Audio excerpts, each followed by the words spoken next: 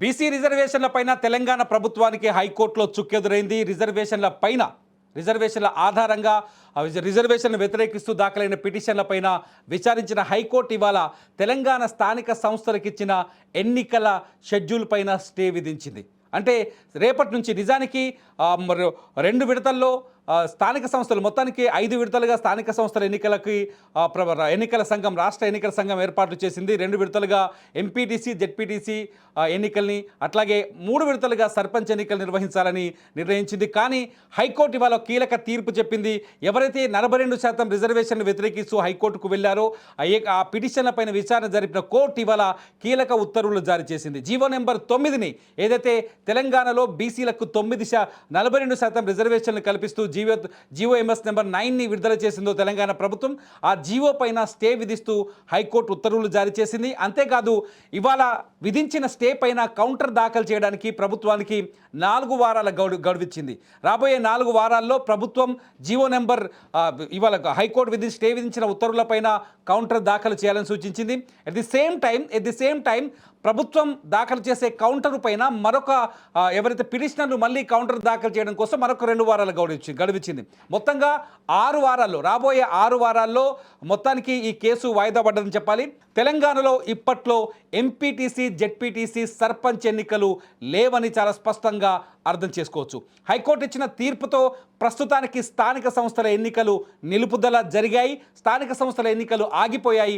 మరొక 6 వారాల తర్వాత కోర్టు ఆదేశాలను కావచ్చు, లేకపోతే ప్రభుత్వం ఇచ్చే సమాధానం కావచ్చు, ప్రభుత్వం ఇచ్చిన సమాధానానికి మళ్ళీ పిటిషనర్లు వేసే కౌంటర్లు కావచ్చు, ఈ వ్యవహారం కోర్టులో తేలిన తర్వాతే బీసీ రిజర్వేషన్లపైన 42% బీసీ రిజర్వేషన్లపైన స్పష్టత వచ్చే అవకాశం ఉంటుంది.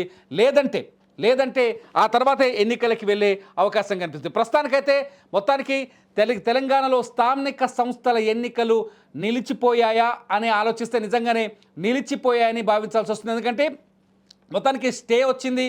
హైకోర్టు విధించిన స్టే ప్రకారం ఇప్పట్లో ఎన్నికలు అంటే ఇప్పుడున్న మొన్న ప్రకటించిన షెడ్యూల్ ప్రకారం ఎన్నికలు జరిగే అవకాశం లేదని స్పష్టంగా అర్థమవుతుంది. మొన్న ఇచ్చిన షెడ్యూల్ ప్రకారం కావచ్చు, రిజర్వేషన్ల ప్రకారం కావచ్చు, రిజర్వేషన్లు బట్టి ఇవాళ నుంచి ఎన్నికల్లో రిజర్వేషన్ బట్టి నామినేషన్లు వేయాల్సిన అవసరం ఉంటుంది. కాబట్టి మొత్తం రిజర్వేషన్ల ప్రక్రియ తేలేదు. కాబట్టి ఎన్నికల ప్రక్రియ ప్రస్తుతానికి ఆగిపోయిందని చెప్పాలి. ఈ అంశంపైన మనతో మాట్లాడడానికి లైవ్లో జాయిన్ అవుతున్నారు అడ్వకేట్ కోమిరెడ్డి గారు. సార్ నమస్కారం. సార్ నమస్కారం అండి. సార్ అసలు కోర్టు ఏం చెప్పింది? సార్ కోర్టు ఏం చెప్పింది? ఏం జరగబోతోంది? కోర్టు ఈ రోజు ఏదైతుందో వాదనలు పూర్తయ్యాయండి. వాదనలు పూర్తయిన తర్వాత హైకోర్టు ఏదైతుందో మధ్యంతర ఉత్తర్వులు ఇచ్చింది. మధ్యంతర ఉత్తర్వు ఇచ్చి ఏదైతే జీఓఎంఎస్ నెంబర్ 9 ఉందో దాన్ని స్టే చేయడం జరిగింది. ఇప్పుడు దీంతో స్థానిక సంస్థలకు షెడ్యూల్ విడుదలైంది. ఇవాళ నోటిఫికేషన్ కూడా వచ్చింది. షెడ్యూల్ ప్రకారం ఎన్నికలు నిలుపుదల అవుతాయా సార్? ఎన్నికలు నిలుపుదల అయినట్టే అండి. ఎందుకంటే ఏదైతే ఎన్నికల నోటిఫికేషన్ వచ్చిందో అది జీఓఎంఎస్ నెంబర్ 9 బేస్ చేసుకుంటూ వచ్చినాయి. ఎందుకంటే ఎన్నికల నోటిఫికేషన్లో బీసీలకు 42% రిజర్వేషన్లు కల్పించినారు. ఆ 42% రిజర్వేషన్లు హైకోర్టు తప్పు పట్టింది. కాబట్టి ఆటోమేటిక్గా కాన్సిక్వెన్షియల్ ఎఫెక్ట్గా ఏదైతుందో మొత్తం నోటిఫికేషనే రద్దయినట్టు. నోటిఫికేషన్ అంటే జీఓఎంఎస్ 9లో ప్రభుత్వం ఏం చెప్పింది సార్? జీఓఎంఎస్ 9లో ఏం చెప్పింది? కోర్టు ఎందుకు అభ్యంతరాలు వ్యక్తం చేసింది?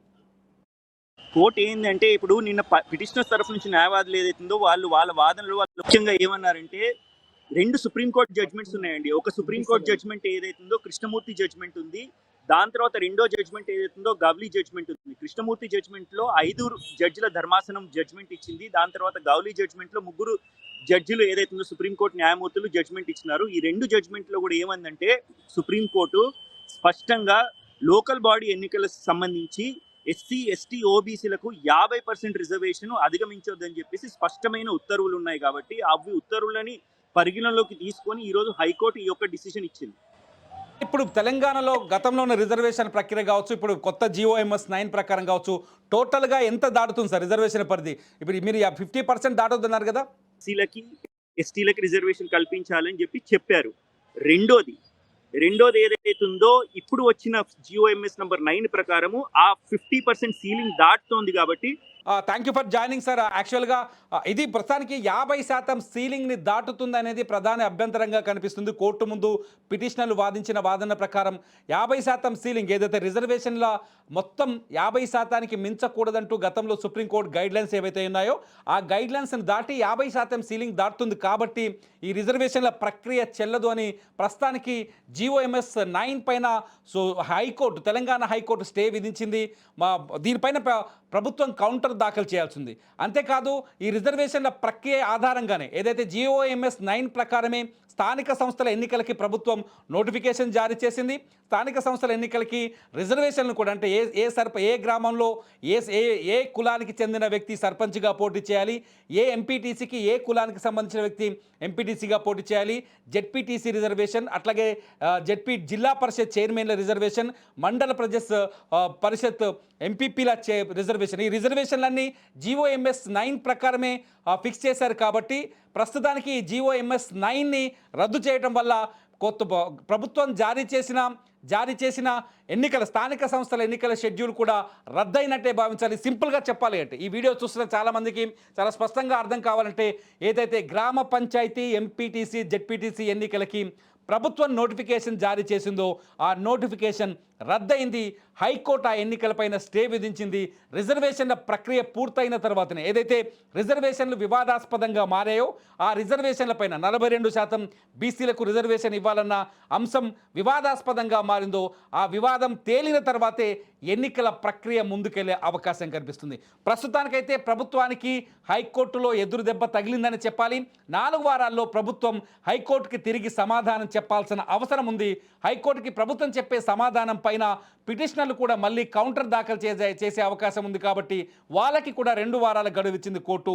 మొత్తంగా 6 వారాల వరకు అంటే దాదాపు 6 వారాల వరకు అంటే నెలకు పైనే ఎన్నికలకైతే అవకాశం లేదు. ప్రస్తుతానికి సర్పంచ్ ఎన్నికలు, ఎంపీటీసీ జెడ్పీటీసీ ఎన్నికలు ఆగిపోయాయి.